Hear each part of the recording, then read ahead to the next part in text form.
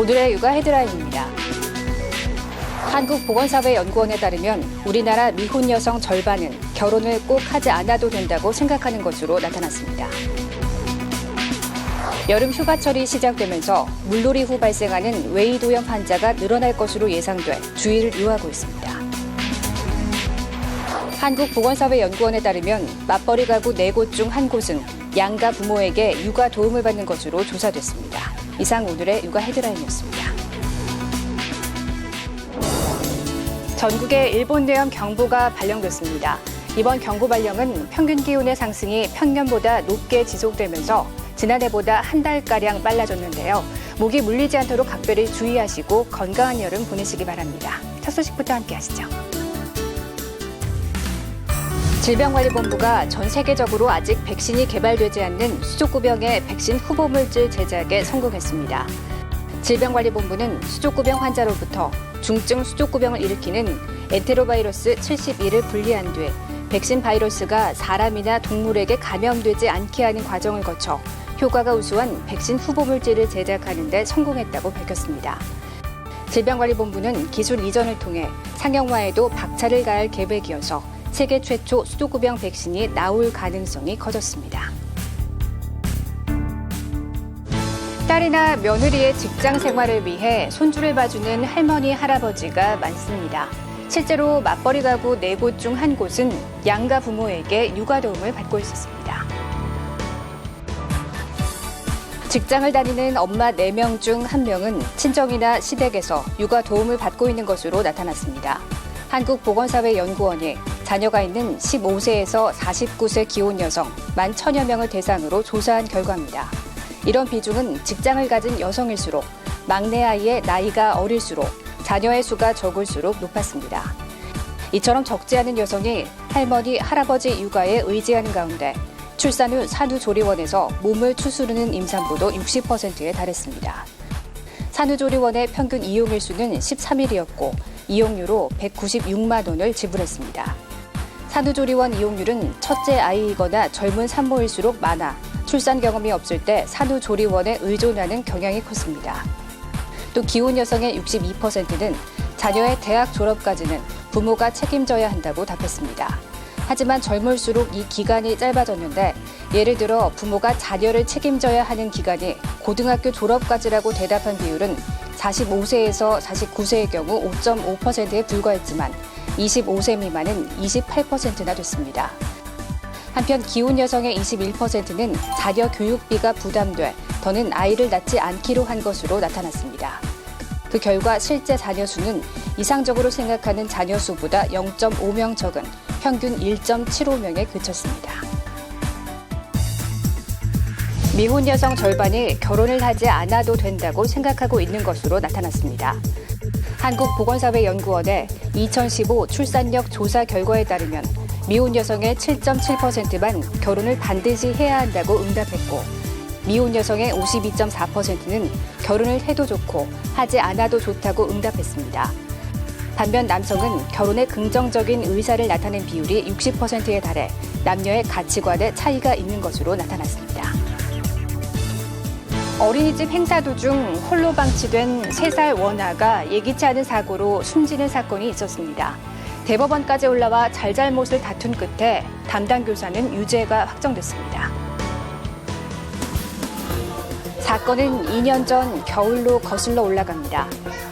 충남 공주의 한 어린이집에서 재롱잔치를 준비하던 중 3살 A군은 담당 교사 없이 혼자 대기실에 남겨졌습니다. 그러다 대기실 구석, 전시용 보드판에 깔린 A군은 엿새 동안 의식불명 상태를 이어가다 결국 숨을 거뒀습니다. 어린이집 원장과 담당 교사 B씨는 업무상 과실치사 혐의로 재판에 넘겨졌고 1심과 2심에서 벌금형을 선고받았습니다. 자신의 과실을 부인하고 있고 유족들의 용서도 받지 못했다는 이유였습니다. 교사 B씨는 죗값이 과하다며 대법원까지 찾았지만 판결은 바뀌지 않았습니다. 대법원은 담당 교사로서 업무를 소홀히 해 사고를 불러왔다며 유죄로 인정한 원심 판결은 정당하다고 밝혔습니다. 통학차량 안전기준을 대폭 강화한 개정 도로교통법, 이른바 세리미법의 계기가 된 충주 어린이집 통학버스 사고와 관련해 올해 초 대법원은 평소 안전 조치를 충분히 했다면 어린이집과 교사에 대해 형사 책임을 물을 수 없다고 판결했습니다. 하지만 아이에 대한 주의 의무를 게을리했을 경우 교사는 책임으로부터 자유로울 수 없다고 대법원은 설명했습니다. 공정거래위원회가 재대열 보관 관련 약관이 불공정하다고 판단함에 따라 업체가 관련 사항을 시정했습니다. 재대열은 산모가 분만할 때 분리된 탯줄과 태반에 남은 혈액입니다. 이를 활용해 유전성 질환을 치료할 수 있다는 사실이 알려지면서 이를 채취해 보관해주는 전문 업체가 속속 등장해 성업 중입니다. 문제는 이들 업체가 재대열 채취 후엔 계약을 해지할 수 없다거나 가입 비용은 일절 환급하지 않는다는 내용의 약관을 내세워 소비자 불만을 사고 있다는 점입니다. 공정거래위원회는 시중 5개 재대열 보관업체 약관에 명시된 이 같은 내용이 불공정하다고 판단하고 이를 시정 조치했습니다. 약관 시정 대상 업체는 녹십자 랩셀과 메디포스트, 고령 바이오파마와 세원셀론텍, 그리고 차 바이오텍 등 5개사입니다. 이들은 공정위 심사가 시작되고 소비자의 해지권과 원상회복 청구권을 침해한다는 지적을 받자 스스로 약관을 시정했습니다.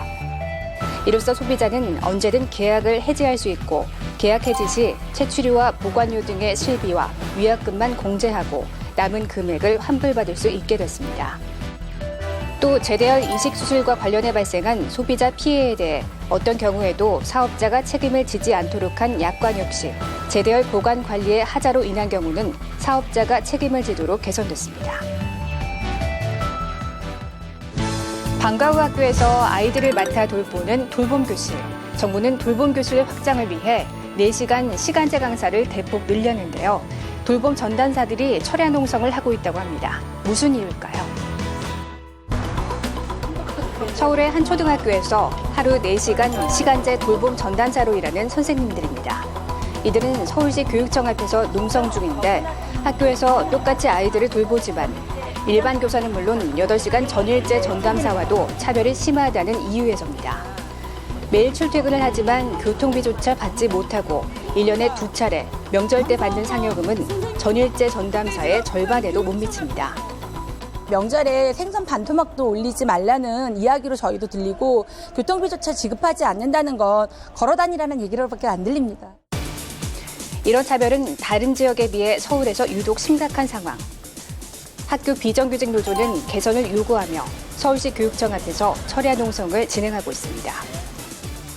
4시간 노동을 하신다는 그 이유로 수당도 다 못 챙겨받고 계시죠. 교육이 있는 교육청에서 스스로 계급을 나누고 차등을 짓는 비정규직 안에 또 다른 비정규직을 만들어내고 또 차별하는. 하지만 교육청은 돌봄 예산이 필요액의 70%밖에 확보되지 않은 상황에서 누리과정 예산 문제까지 겹쳐 여유가 없다며 난색을 표하고 있습니다. 가습기 살균제 사건 진상규명을 위한 국회 국정조사 특위가 활동에 들어갔습니다. 피해 발생 후 5년 넘게 끌어온 가습기 살균제 문제에 대한 국정조사가 여야 합의로 드디어 시작됐는데요. 국정조사특위는 앞으로 90일간 기관보고, 현장조사, 청문회 등을 통해 가습기 살균제 사고에 대한 진상규명과 재발 방지 대책 수립을 위한 활동을 벌입니다. 여야가 공히 이 문제에 대해서는 정쟁의 문제가 아니라 함께 풀어야 될 시대적 과제라고 생각하고 있습니다. 피해자들이 그만하면 됐다 할 때까지 국회가 이 문제를 다뤄야 된다고 생각합니다. 여야 모두가 철저한 조사에 의지를 보이고 있어 기대가 크지만 앞으로 조사는 순탄치만은 않아 보입니다. 먼저 특위 조사 대상 기관에 검찰과 법무부가 빠져 반쪽짜리 조사가 이루어지는 것이 아니냐는 우려의 목소리가 높습니다. 정부 책임을 따지는 부분에서도 갈등이 예상됩니다. 피해자 모임은 정부를 공범으로 규정하고 배상 책임을 묻는 것이 이번 국조의 핵심이라고 보고 있지만 정부는 피해자를 지원하되 추후 기업의 구상권을 청구한다는 방침인 만큼 공방이 예상됩니다. 옥시와 애경, 롯데 등 제조 판매업체도 일단 조사 대상에는 포함됐지만 이들을 청문회에 세우는 문제로는 여야 간 온도차가 존재합니다. 시작부터 험난한 길이 예상되는 상황. 특위가 90일간의 활동 기간 피해자들이 만족할 만한 성과를 내놓을 수 있을지 주목됩니다. 슬슬 휴가 떠나시는 분들 많을 텐데요. 물놀이 뒤에는 귀 속을 잘 말리셔야겠습니다. 귀 안에 물이나 이물질이 들어간 걸 그대로 방치하면 웨이도염에 걸리기 쉽다고 하는데요. 여름철 이비인 국가를 찾는 환자 3명 중 1명이 웨이도염을 호소한다고 합니다. 무더운 여름 물이 있는 곳이라면 어디든 피서객들로 북적거립니다. 그런데 피서를 다녀와서도 몸과 마음이 즐거우려면 무엇보다 건강을 잘 챙겨야 합니다. 특히 여름철에는 물놀이 뒤 웨이도염을 호소하는 환자들이 많은데 간단한 조치만 취해주면 이를 예방할 수 있습니다. 귀는 웨이, 중이, 내이 등 세 부분으로 나뉘는데 웨이도는 고막 밖부터 귓구멍 입구에 이르는 부분입니다. 물놀이, 샤워 등으로 귀 안에 물이나 이물질이 들어가고 귀가 습해지면 웨이도염에 걸리기 쉽습니다. 여름철 귀 관련 질환으로 병원을 찾은 환자 95만 명 가운데 약 3분의 1에 가까운 28만 명이 웨이도염으로 진료를 받았고 특히 10대 웨이도염 환자 수는 지난해 기준 8월이 2월보다 3배 정도 많았습니다. 물놀이 중 귀에 물이 들어가면 귀를 기울여 물이 자연스럽게 흘러나오게 하거나 부드러운 휴지를 말아 넣어 물기를 빼내는 것이 좋습니다. 덥고 습한 여름철에 수영장에 가서 귀 안에 물이 들어갔을 경우에는 즉시 헤어 드라이기로 적당히 먼 거리에서 깨끗이 말리는 것이. 전문가들은 웨이도염에 걸렸을 때 면봉을 사용해 귀를 후비면 증상이 악화될 수 있는 만큼 면봉 사용은 자제하는 것이 좋다고 당부합니다. 지난 7월 11일 제5회 인구의 날 기념식이 성황리에 개최됐습니다. 이날 기념식에는 황교안 국무총리를 비롯한 정부 주요 인사, 4사 배우영 사장을 비롯한 사회 각계 인사가 참석해 자리를 빛냈습니다. 황교안 국무총리는 축사를 통해 만원이나 비혼의 문제도 부족한 일자리와 높은 주거비 등에 따른 경제적 부담이 주요한 원인이라며 출산과 육아에 따르는 부담을 줄이겠다고 강조했습니다. 이날 기념식에는 인구의 날 유공자 정부 포상이 있었는데요. 김대일 서울대학교 교수가 홍조 근정 훈장을, 전라남도 해남군이 대통령 표창을, 경기도가 국무총리 표창을 수여받는 등 일과 가정의 양립을 실천하는 기업과 개인, 기관에 대한 포상이 이뤄졌습니다. 이후에는 가족문화, 나부터 다 함께라는 새로운 가족문화 만들기 관련 영상이 상영됐는데요. 가나다 캠페인은 일가정 양립의 실천 확대와 출산 친화 환경 조성을 위한 범국민적 캠페인입니다. 이날 행사에는 고 아이들과 가족이 행복한 세상을 주제로 열린 국민참여 사진전 전시도 이뤄졌는데요. 결혼, 임신, 출산에 얽힌 재미있는 에피소드, 자녀와의 행복한 일상, 아이와 가족의 가치를 느낄 수 있는 작품들이 전시됐습니다.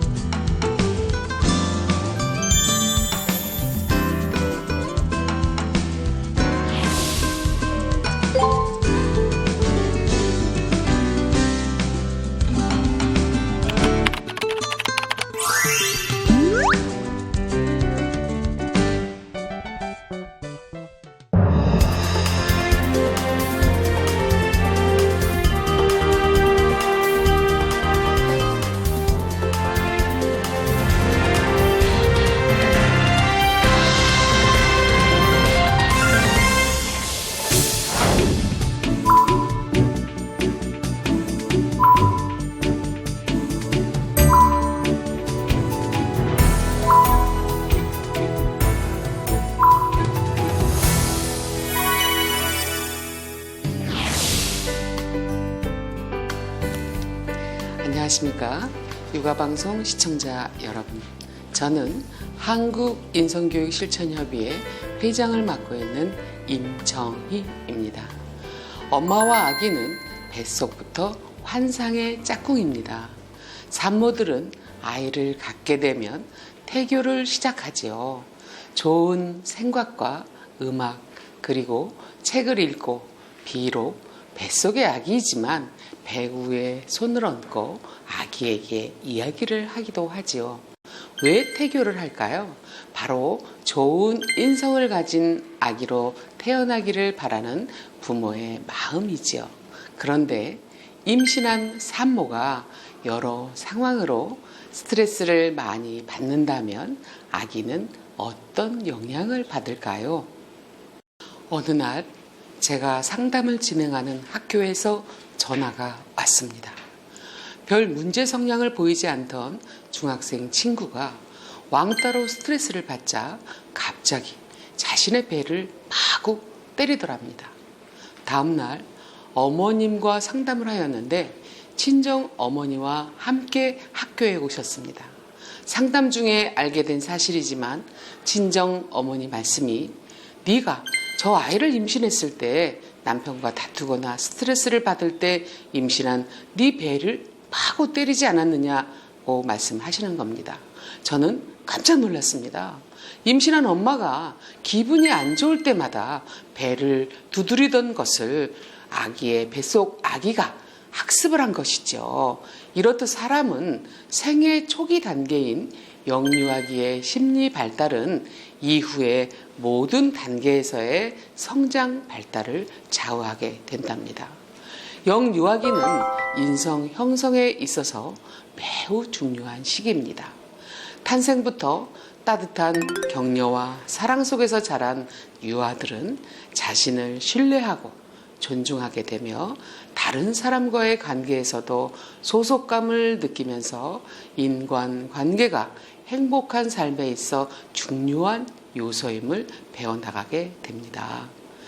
유아기부터 타인을 배려하고 존중하며 자란 사람들은 다른 사람과의 관계에 있어 우호적인 관계를 맺으며 살아가게 되고 공동체와의 관계 속에서도 행복한 일원으로 환영받으며 살아가게 되는 것입니다. 세상에는 문제의 아이는 없습니다. 다만 문제의 부모가 있지요. 그 부모 역시 나빠서가 아니라 몰라서입니다. 가정 내 문화의 세습으로 인한 잘못된 자녀 교육이 안 좋은 영향을 미치게 하는 것이지요. 올해 봄은 유독 아동 학대 뉴스들로 채워진 우울한 시간이었습니다. 사랑이라는 이름의 폭력과 존속 살인, 만연한 폭력성의 문제는 무엇일까요?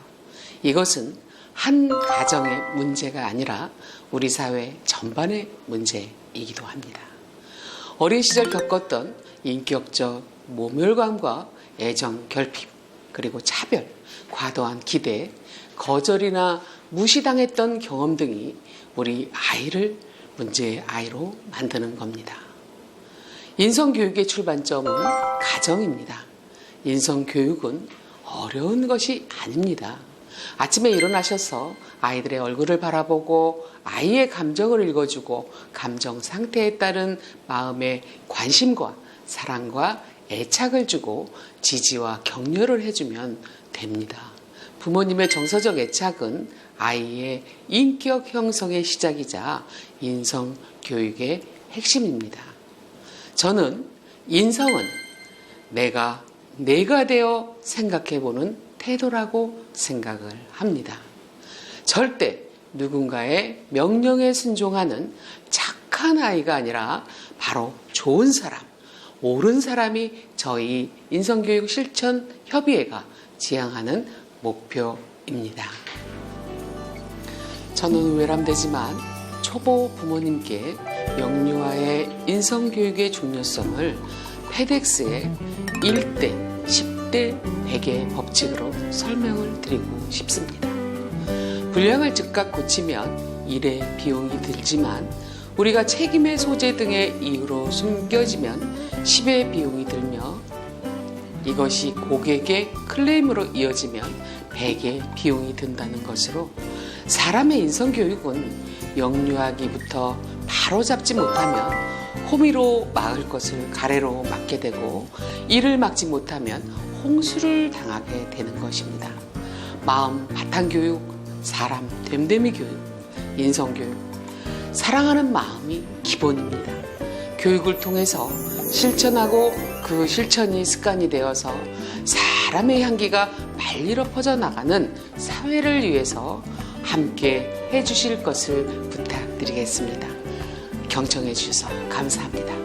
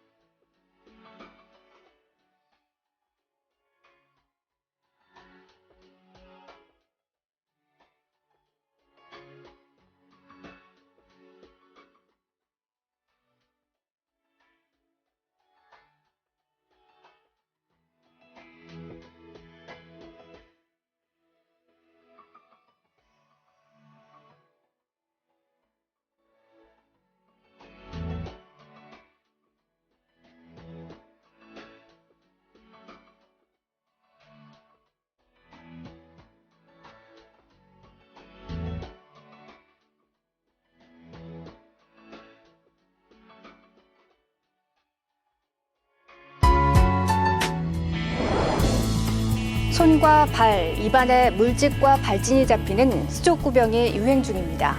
전염성이 강한 만큼 수족구병에 걸린 아이는 어린이집 등원 같은 바깥 활동을 반드시 삼가주셔야 합니다. 또 수분 공급을 충분히 해주시되 따뜻한 물보다는 차가운 물이 좋고 부드러운 음식을 챙겨주셔야 합니다. 수족구병은 특별한 예방법이 없는 만큼 손 씻기와 같은 개인 위생 관리 철저히 해주시기 바랍니다. 육아포커스 마칩니다. 시청해주신 여러분 고맙습니다.